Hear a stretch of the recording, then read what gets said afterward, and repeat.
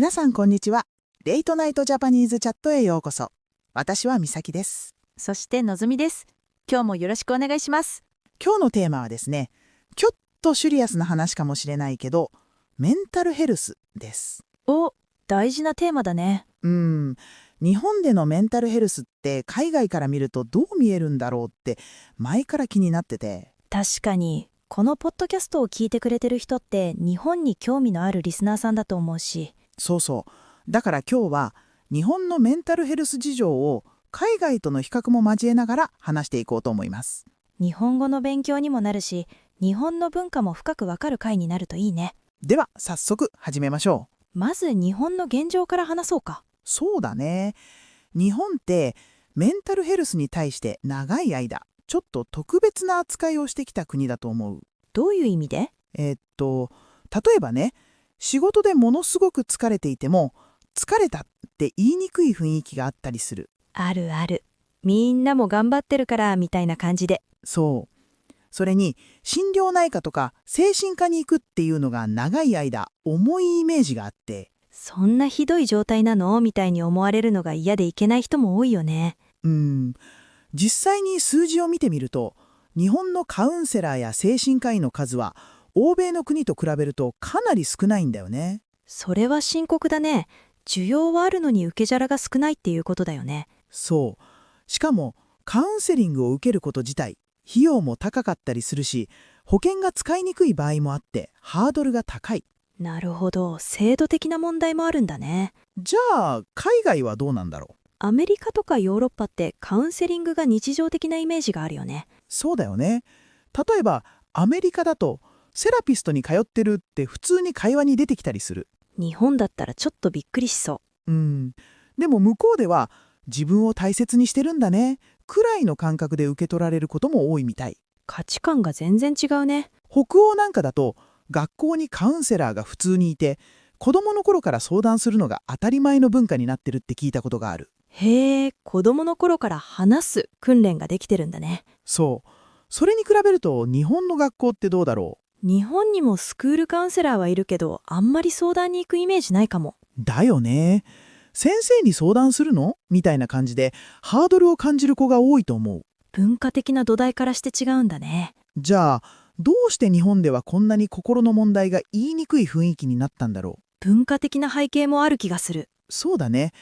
日本って昔から我慢することが美徳って考え方があって、辛抱強いとか根性がらるって褒め言葉として使われてきたよね。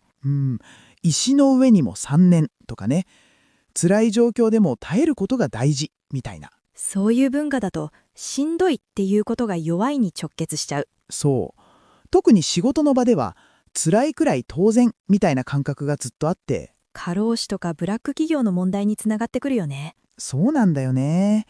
海外の人がそれを聞いたら信じられないって思うかもしれないけど、日本ではそういう文化が長く続いてきた。弱音を吐いちゃいけないっていう空気がメンタルヘルスのサポートを遠ざけてきたのかもね。言葉にも表れてるよね。甘えとか気の持ちようとかって言われると助けを求めにくくなる。カウンセリング文化の違いって具体的にどのくらい違うの？例えばアメリカだと EAP っていう制度があって、会社が従業員のカウンセリングを費用を負担するシステムが普及してるんだけど、会社が？精神的に健康な従業員の方が生産性が上がるっていう考えが広まってて、メンタルヘルスへの投資っていう感じ。合理的でね。日本はそういう視点が少し遅れてる感じ？だいぶ変わってきてはいるけど、まだ根性で乗り越えろっていう文化が残っている会社も多いかな。あと、言語的な違いもあると思う。英語にはセルフケアとかバーンアウト、燃え尽き症候群とかトリガーみたいな言葉が日常語として定着してるじゃない？そうそう。日本語でも最近、バーンアウト、メンタルヘルスって言葉は出てきたけど、まだそこまで日常じゃないかも。言語がないと自分の状態を説明しにくいよね。なんかしんどい、なんか辛い、止まりで、具体的に何が起きてるか言語化できないと、助けも求めにくい。言語と文化がつながってるんだね。でも、最近日本でも変わってきてる部分はあると思う。あるね。SNS の影響は大きいと思う。有名人やアスリートがうつ病だったとかオープンに話すようになってきたよね。